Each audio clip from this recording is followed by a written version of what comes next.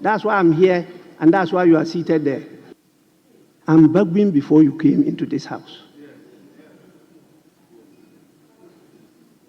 So please, don't think we are all the same. We are not. That's why I'm here, and that's why you are seated there.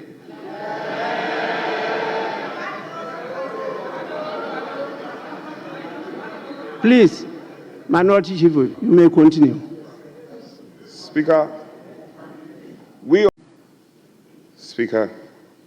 may you permit me to make a brief comment as I heard the Majority Leader commend you for your statement. Speaker, I recall an incident happened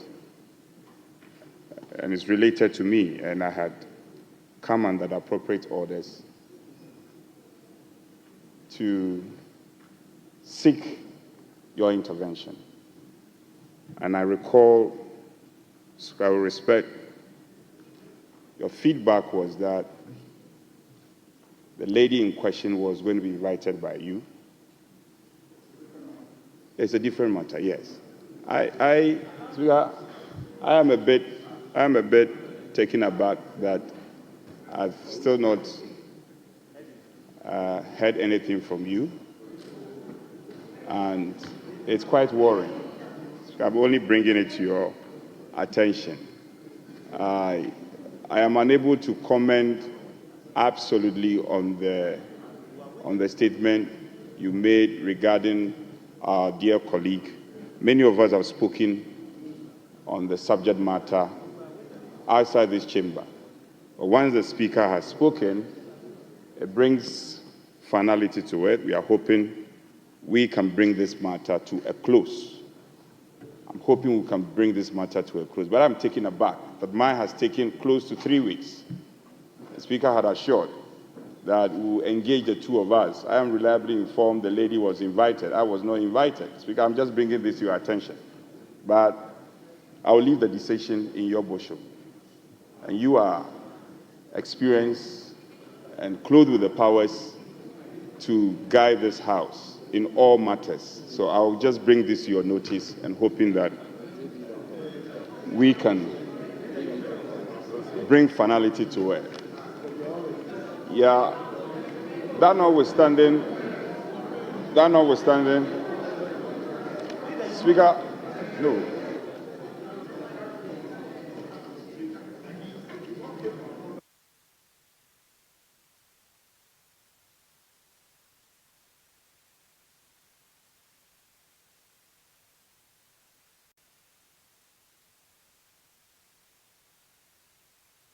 Application made is for us to. Speaker, what?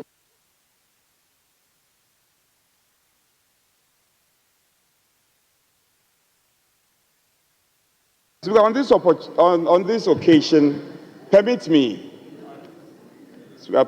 to make a point.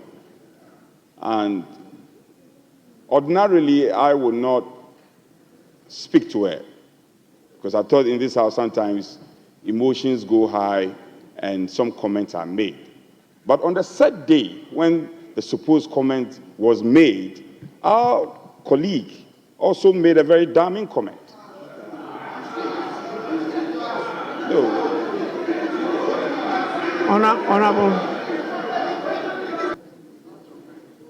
Honorable members, some of you just are a few days old in Parliament. It doesn't matter. I'm looking at you. Repeat what you said. Please. If I were such a biased person, I couldn't have won to be a speaker in opposition. Please. I'm begging before you came into this House. Your minority leader spoke. I've given him enough time to speak, and he's still speaking. He knows how close he is to me. And he knows that I will not ignore the issue I took upon myself. And he has mentioned that I have invited the lady concerned. It's not that I will not invite him. It's a process. And he knows what has intervened up to now. If not by this, I would have finished doing that. So please, don't think we are all the same. We are not. That's why I'm here, and that's why you are seated there.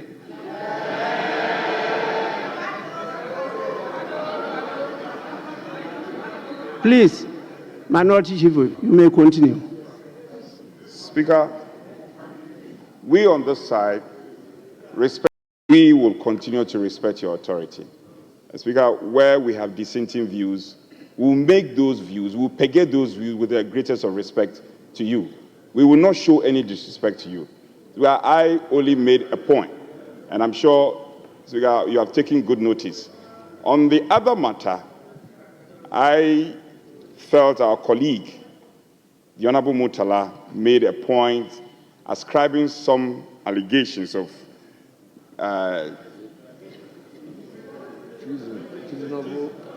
J.B. Dankwa being a CIA agent, and he said he had evidence of the J.B. Dankwa being a CIA agent and also a betrayer of the state. So we thought that was outward, that was outlandish, and that was out of place.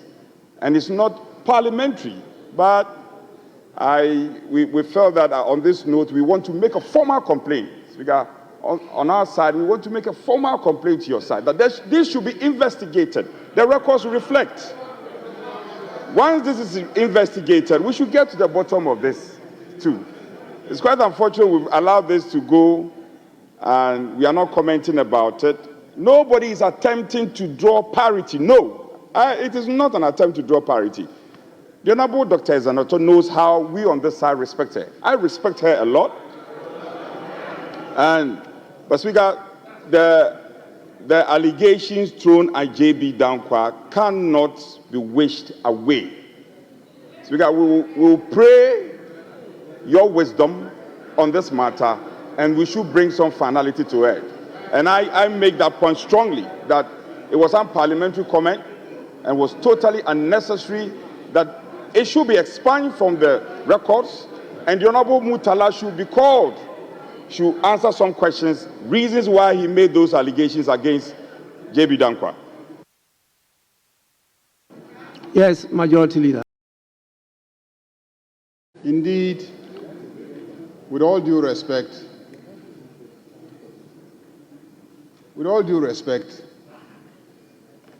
I find the conduct of the minority chief whip very, very appalling.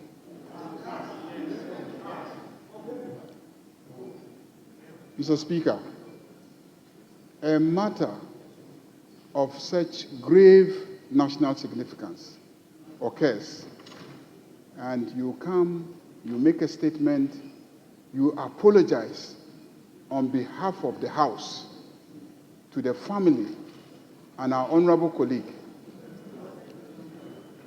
and to Ghanaians, and all the minority chief whip will seek to do is to equalize. Seeking to equalize. Mr. Speaker, Honorable Murtala stood on his feet in this House and boldly made a statement pursuant to his right to free speech in this chamber. The person who made the comment should also boldly get up and let's see the person. Let that person stand up. If the person is a man, the person should stand up and let's see the person. And the person will not stand up because the person knows that what he did is wrong. If what you did was right, stand up and let's see you. Oh, so you know the person? Do you know the person?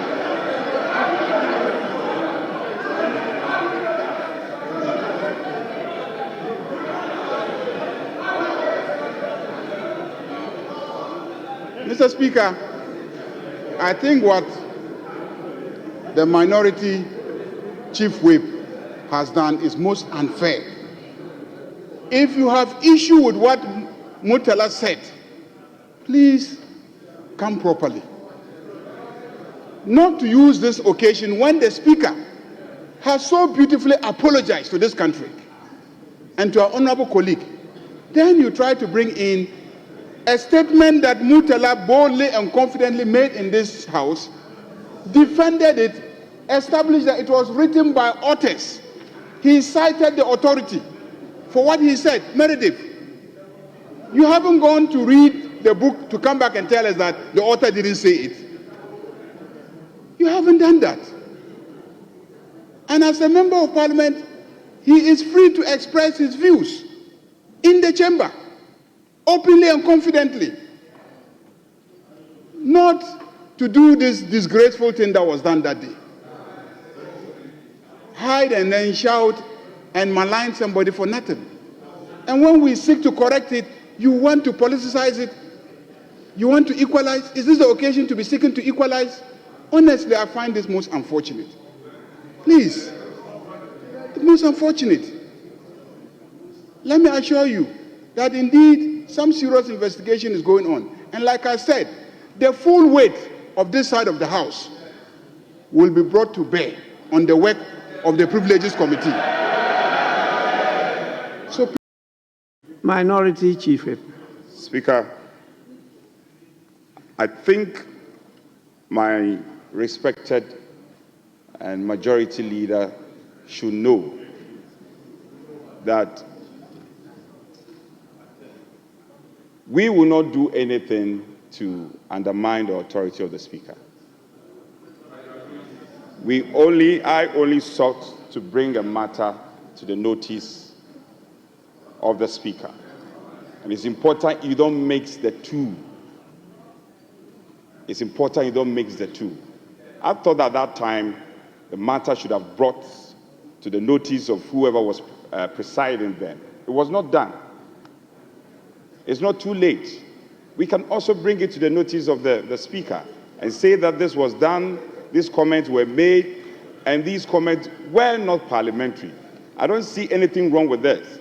And for you to say my conduct is appalling, I find it quite strange. Leader, I find it quite strange. That is your view. That is his view. That is his view. No, you can't do that. Speaker, I think we will leave this matter here. And he has made an application that we should proceed. But we are delaying, we are overly delaying the debate. Speaker, we are overly delaying. Our side is ready for the debate, and the delay is becoming quite straight. It is becoming too. Where's my side? Where is your side? Your people are supposed to be here. Your people cannot be found. Speaker, so I will accept to say that maybe we should limit the follow-ups, exhaust the questions, and then we can zoom into the debate.